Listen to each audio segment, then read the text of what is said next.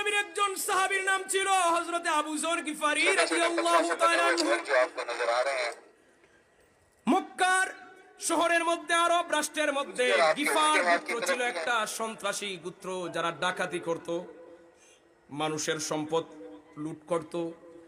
মক্কাবাসী যখন সিরিয়ায় ব্যবসার জন্য যাইত, গিফার গোত্রের নিকট দিয়ে আসার সময় তারা কাফেলার মধ্যে আক্রমণ করে মালামাল লুণ্ঠন করা ছিল গিফার গোত্রের মানুষের কাজ।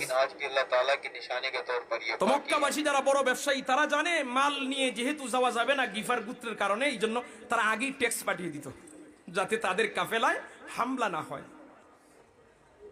আবু যর গিফারি রাদিয়াল্লাহু তাআলা আনহুর বাপ, চাচা, দাদারা সবাই ছিলেন সন্ত্রাস ডাকাত, কিন্তু উনি এইসব কাজে জড়িত ছিলেন না।